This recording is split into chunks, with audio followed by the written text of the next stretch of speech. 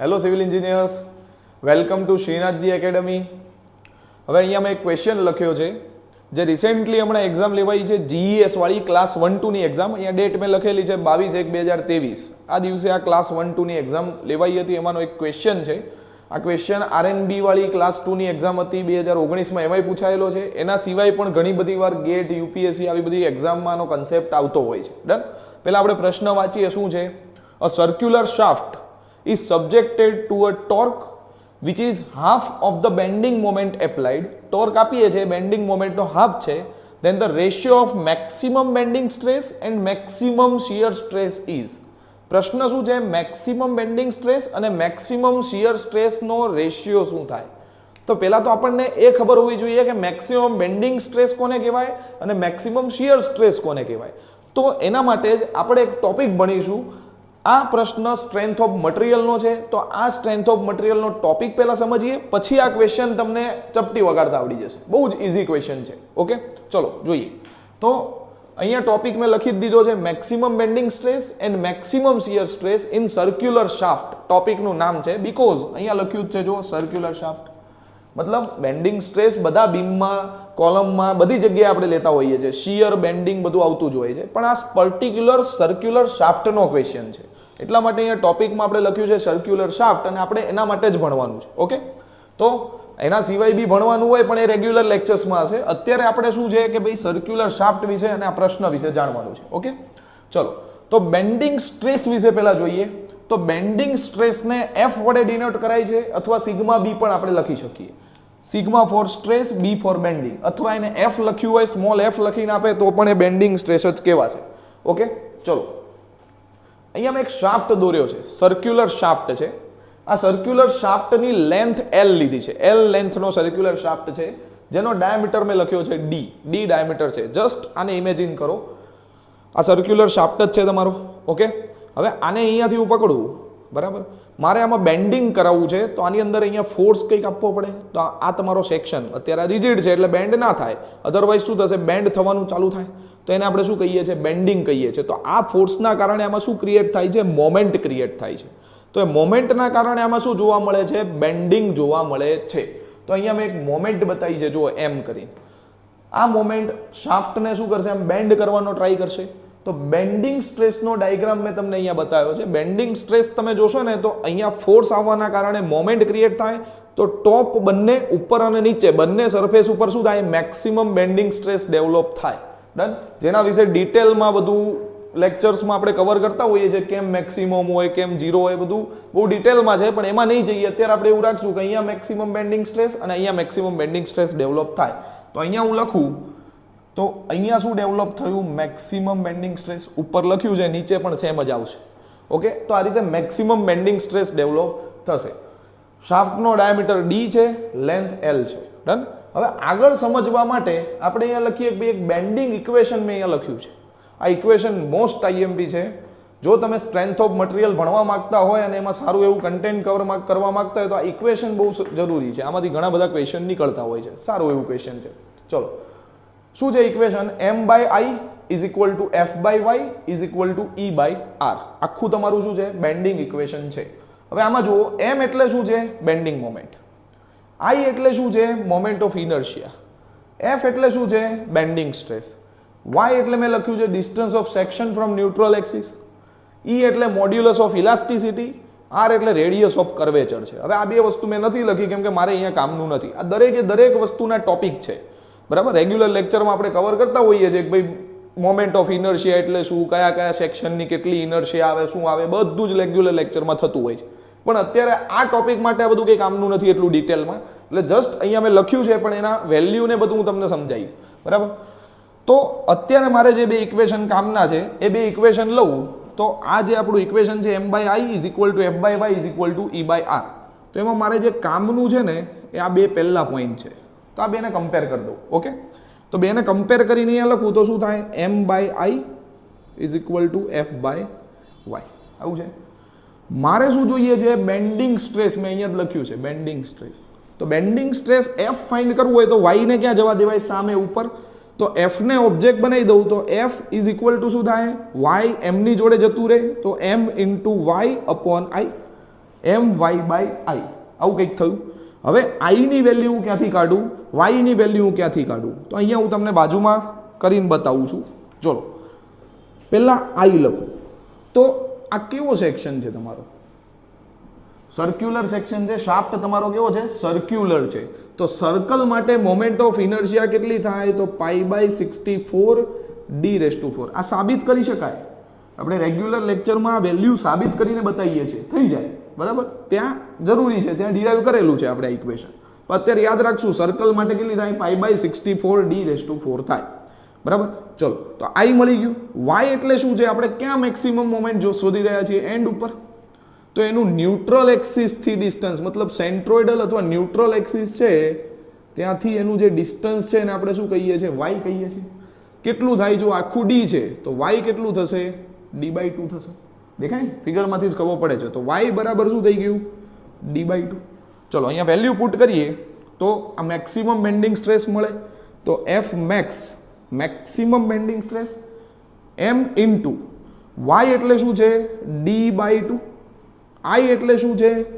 π/64 d⁴. Cancel થતું હોય cancel કરી દઈએ. જો અહીંયા 32 દુ 64 થાય એટલે 32. એક ડી કેન્સલ થઈ જાય, ક્યુબ વધે. 32 નીચે છે એટલે ક્યાં જતા રહેશે? ઉપર. તો આન્સર શું આવે? 32. એમ એમને એમ જ છે અને નીચે શું આવે? પાઈ પડ્યું છે અને ડી ક્યુબ પડ્યું છે. તો આ શું થયું? Maximum bending stress F max. તો આ તમને કોની વેલ્યુ મળી ગઈ? મેક્સિમમ બેન્ડિંગ સ્ટ્રેસની વેલ્યુ મળી. આ અત્યારે સાબિત કરી રહ્યા છીએ. હમણાં અહીંયા હું રિલેશન લખી દઈશ ને એટલે બહુ ઇઝી થઈ જશે. બસ એક જ વસ્તુ આપણે યાદ રાખવાની. એટલે આવો ગમે એ દાખલો આવે ને તો આવડે.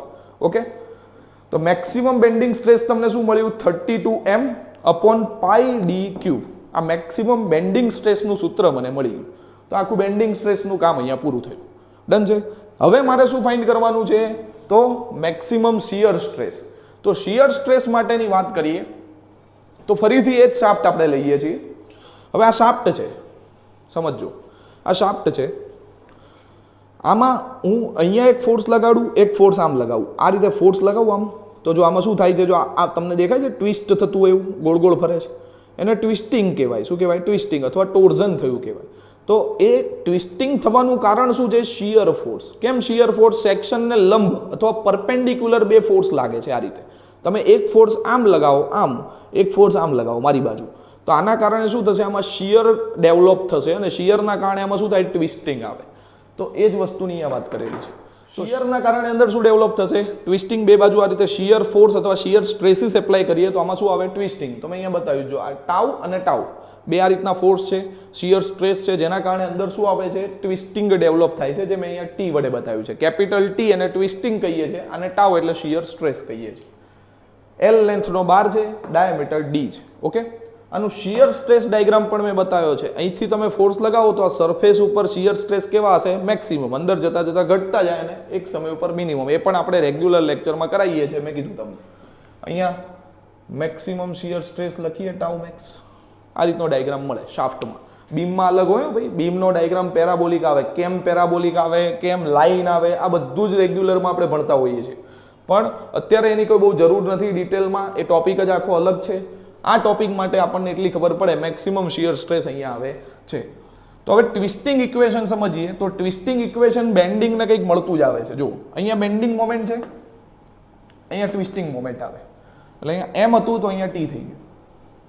અહીંયા મોમેન્ટ ઓફ ઇનર્શિયા છે, અહીંયા પોલાર મોમેન્ટ ઓફ ઇનર્શિયા આવે. એટલે શું લખ્યું છે? જે. અહીંયા આઈ હતું અને જે લખ્યું, બંને ઇનર્શિયા જ છે.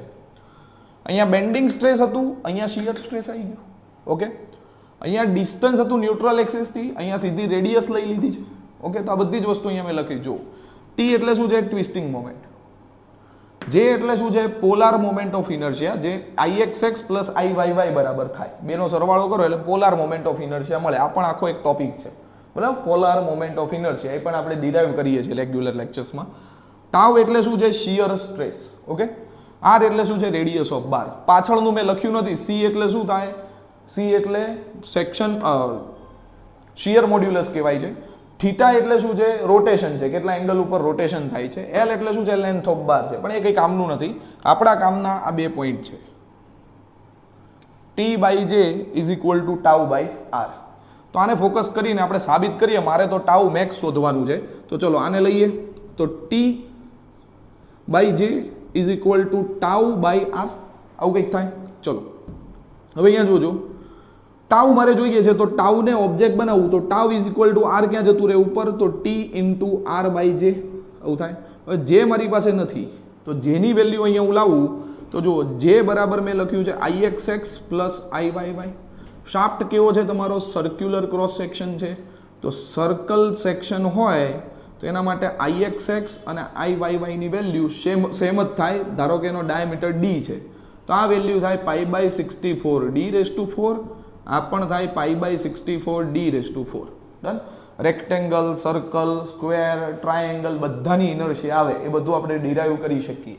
ડન. એનું ચેપ્ટર છે આખું મોમેન્ટ ઓફ ઇનર્શિયા, તે આપણે બધું ડિરાઈવ કરીએ છીએ. ઓકે, હવે સમજો, જેની વેલ્યુ મારે ફાઇન્ડ કરવી હોય તો એનું ઇક્વેશન શું થાય? I x x plus I Y Y.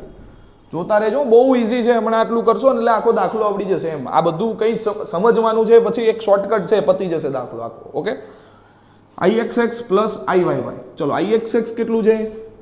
Pi by 64 D raise to 4. I Y Y કેટલું? Pi by 64 D raise to 4. બંનેનો સરવાળો કરો એટલે શું થઈ જાય? 2 time pi by 64 D raise to 4 થાય. 32 દુ 64. તો જવાબ શું આવ્યો? Pi by 32 D raise to 4. તો આ શું મળી ગયું? જે મળી ગયું. આ પણ એક્ઝામમાં ઘણીવાર ડાયરેક્ટ આવે છે. સર્કલ માટે પોલાર મોમેન્ટ ઓફ ઇનર્શિયા શું થાય? અત્યારે આપણે ક્લાસ 1-2 માટે ભણી રહ્યા છીએ. ક્લાસ 3માં ડાયરેક્ટલી આવું પણ પૂછી શકે, ભાઈ પોલાર મોમેન્ટ ઓફ ઇનર્શિયા શું છે. ક્લાસ 2માંય પૂછાય, ઇઝી પેપર આવ્યું હોય ડાયરેક્ટ પૂછે, કોઈ ચિંતા નથી. બરાબર, 1 માર્ક્સ આવી જાય સીધો. તો એક આ વસ્તુ થઈ. અને રેડિયસ બરાબર અહીંયા જો આ ફિગર ઉપર જ આપણે લખ્યું છે. રેડિયસ બરાબર અહીંયા હું લખું તો શું લખી શકાય? R is equal to D by 2 લખી શકાય. રેડિયસ એટલે શું થાય? ડાયામીટરનું હાફ. તો અહીંયા એ વેલ્યુ પુટ કરીએ તો શું થશે? જુઓ, ટી એમને એમ રાખીએ. ટાઉ મેક્સ સપોર્ટ ઉપરની એન્ડ ઉપરની જ વાત છે. ટી ઇન્ટુ આર એટલે શું લખવું? D by 2. જે એટલે આપણે ફાઇન્ડ કર્યું શું થાય? Pi by 32 D raise to 4. Okay, ઉડતું એ ઉડાડી દઈએ. આ 32 ક્યાં જતું રહે? ઉપર. ટી ઇન્ટુ ડી એમને એમ છે. 2 ક્યાં આવી જાય? નીચે. એટલે 2 પાઈ ડી રેસ ટુ 4. જેટલું કેન્સલ થતું એ કરી દો. 16 દુ 32. ડી ડી કેન્સલ થઈ જાય એટલે ક્યુબ વધે. તો શું થશે? 16t upon pi D cube. તો આ શું મળી ગયું? ટાઉ મેક્સ મળી ગયું. આ બે વસ્તુ આપણને મળી, એફ મેક્સ અને ટાઉ મેક્સ. એટલે મેક્સિમમ બેન્ડિંગ સ્ટ્રેસ અને મેક્સિમમ શિયર સ્ટ્રેસની વેલ્યુ મળી. આ પણ ડાયરેક્ટ એમસીક્યુમાં આવેલા છે ક્લાસ 2 ક્લાસ 1ની એક્ઝામમાં. મેક્સિમમ બેન્ડિંગ સ્ટ્રેસનું ઇક્વેશન શું થાય? તો આ ખબર હોવી જોઈએ, 32m upon pi D cube. Maximum shear સ્ટ્રેસનું ઇક્વેશન શું થાય? તો 16t upon pi D cube. તો આ બંને વસ્તુ પૂછાયેલી છે, તો એ પણ આપણને આવડવું જોઈએ. હવે આ લોકોએ થોડું એડવાન્સ પૂછ્યું છે, શું? બંનેનો રેશિયો શું થાય? તો રેશિયો માટે હવે શોર્ટકટ અહીંયા આપણે બનાવી દઈએ આ બે ઉપરથી. તમને આવો ક્યારેય બી ક્વેશ્ચન આવે તો આ રીતે જ થાય. જુઓ, maximum bending stress upon maximum shear stress, બેનો રેશિયો કરું તો મેક્સિમમ બેન્ડિંગ સ્ટ્રેસનું ઇક્વેશન પડ્યું શું છે? 32m upon pi D cube. તો અહીંયા લખું 32m upon pi D cube. ચલો નીચે ટાઉ મેક્સ બરાબર શું છે? 16t upon pi D cube. ઉડતું એ ઉડાડી દઈએ. જો પાઈ ડી ક્યુબ કેન્સલ થઈ જાય. 16 ગુણ્યા 2 કેટલું થાય? 32. તો આ રિલેશન મને શું મળ્યું? F max divide by tau max is equal to શું થાય? 2m divide by T. તો આવું પણ એક્ઝામમાં આવે. આ પણ એક્ઝામમાં પૂછાય. કેમ ના પૂછાય? 100% પૂછાય કે ભાઈ આ બેનું રેશિયો શું થાય. તો આમાં વેલ્યુ આપી છે, આમાં વેલ્યુ ઘણી વાર ના આપી હોય, તો આ રીતે બી ક્વેશ્ચન હોય. ડન. તો આ રિલેશન તમારે યાદ રાખવાનું છે આ એમસીક્યુ સોલ્વ કરવા માટે. અઘરું છે? ના, ઇઝી જ છે. ખાલી 2m બાય ટી આવું યાદ રાખવાનું. ચલો હવે દાખલો જોઈએ કઈ રીતે સોલ્વ થાય. જો શું લખ્યું છે? સર્ક્યુલર શાફ્ટ એટલે આપણને ખબર પડે આ જ ટોપિક છે. Subjected to torque. ટોર્ક એટલે ટ્વિસ્ટિંગ જ કહેવાય. ટી એટલે શું કહેવાય? Twisting moment.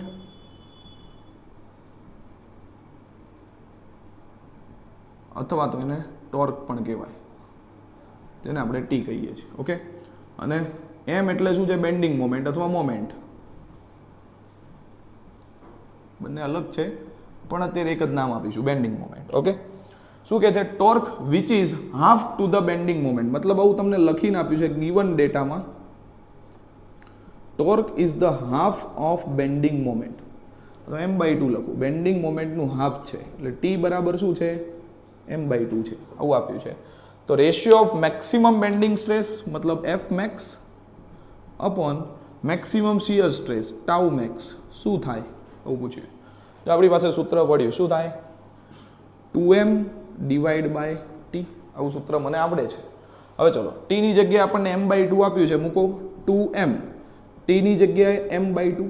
જો m કેન્સલ, 2 ક્યાં જતા રહે? ઉપર. તો 2 × 2 કેટલું થઈ જાય? 4. તો તમારો આન્સર શું આવી ગયો? 4. 4 ઇઝ યોર કરેક્ટ આન્સર. તો હવે જીપીએસસી વાળાને હજુ ફેરફાર કરવો હોય શું કરે? આનું ઊંધું કરી નાખે. Tau max upon F max નો રેશિયો. તો શું થાય? t અપોન 2m થઈ જાય. આને ફેરવી કાઢો, અહીંયા જ લખી નાખીએ આપણે. શું થાય? Tau max upon F max is equal to t upon 2m થઈ જાય. શું ફરક પડે આપણને? તો આનો જવાબ 1/4 આવત તો બી ચાલે. ડન છે. તો આખો કન્સેપ્ટ થયો. આવો ક્વેશ્ચન મેં કીધું ને તમને આરએનબીમાં પૂછાયેલો છે. હજી આરએનબીની એક્ઝામ બાકી છે તો આવી શકે એમ, રિપીટ થતા હોય છે ઘણીવાર ક્વેશ્ચન, ખાલી ડેટા થોડો માઇનોર ચેન્જ કરી નાખે. અહીંયા હાફ આપ્યું છે, t બરાબર m/2 એની જગ્યાએ m/3 કરી નાખે, m/4 કરી નાખે, કંઈ પણ માઇનોર ડેટામાં ચેન્જ કરે. બાકી કન્સેપ્ટ તો આખો આ જ હશે. ડન. તો આવા એમસીક્યુ ગેટ છે, ઈએસસી છે, યુપીએસસી, જીપીએસસી આ બધી એક્ઝામમાં પૂછાતા હોય છે. તો ઇઝીલી તમારે 1 માર્ક્સ આવી જાય. ડન. આટલો ટોપિક ભણ્યા પછી. અને એમાં આ મેં શોર્ટકટ લખ્યું, તમારે બસ આ એક જ યાદ, આ બી યાદ નથી રાખવાનું. તમારે ખાલી F max upon tau max is equal to 2m/t. ઊંધું કરે તમારે ઊંધું કરી દેવાનું, પતી ગઈ વાત. ડન છે. તો આખો આપણો ટોપિક થયો. તો આવી રીતે બધા જ કન્સેપ્ટ તમે ડિટેલમાં અમારી રેગ્યુલર ઓફલાઈન બેચીસમાં ભણી શકો છો. દરેકે દરેક ટોપિક આપણે ડિટેલમાં ભણાવીએ છીએ કન્સેપ્ટ સાથે, જે તમને ગેટ, યુપીએસસી, જીપીએસસી બધી એક્ઝામમાં કામ આવે. સમયની લિમિટેશનના કારણે અહીંયા આપણે બધી વસ્તુ ના કરાવી શકીએ, પણ રેગ્યુલર બેચ જે આપણી ચાલુ થતી હોય એમાં સમય સાથે આપણે દરેકે દરેક વસ્તુ ડિટેલમાં ભણી શકીએ છીએ અને એમસીક્યુ સોલ્વ કરી શકીએ છીએ. ઘણું બધું થતું હોય છે. ડન. તો ભવિષ્યમાં હમણાં આપણે બેચ ચાલુ કરવા જઈ રહ્યા છીએ ટૂંક સમયમાં, ફાઉન્ડેશન બેચ, કે જેમાં તમે એડમિશન લઈને રેગ્યુલર લેક્ચર ભરીને તમારા કન્સેપ્ટ જે કાચા હોય એને સુધારી શકો છો, જે તમારી આવનારી બધી જ એક્ઝામ માટે કામમાં આવશે. અને દરેક એક્ઝામમાં તૈયારી કરીને તમે એક્ઝામ ક્રેક કરીને તમારું ઓફિસર બનવાનું સપનું પૂરું કરી શકો છો. ડન છે. ગેટ, જીપીએસસી, યુપીએસસી બધામાં કામ આવશે. ડન. આ કન્સેપ્ટ જો એકવાર પાક્કા તમારા હશે તો ઓકે. તો ડેમો આપણા ફ્રી જ હોય છે. ડેમો લેક્ચરમાં આવો, 3-4 લેક્ચર ભરો, પછી તમે ડિસાઈડ કરો કે નહીં સાહેબ હવે ભણવું છે કે નહીં અમારે આગળ. ઓકે. તો મોસ્ટ વેલકમ. Thank you.